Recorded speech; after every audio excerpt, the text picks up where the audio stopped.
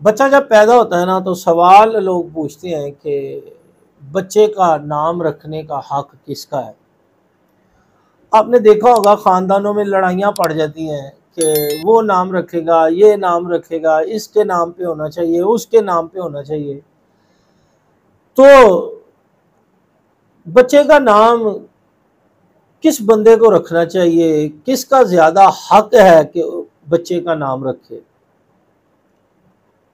ہمارے ہاں جو کلچر ہے نا، وہاں پہ لڑائی پڑی ہوتی ہے، دادی کہہ رہی ہوتی ہے میں نام رکھوں گی،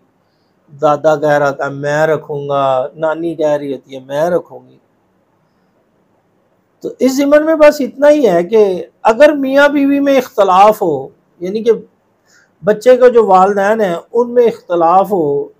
نام رکھنے کا، یا نام نہ ڈیسائیڈ کر رہے ہوں، تو آپ نے کیا کرنا ہے کہ جو باپ نام رکھے نا پھر اسی پہ رہنا ہے، پھر باپ کا حق ہے نام رکھنے کا۔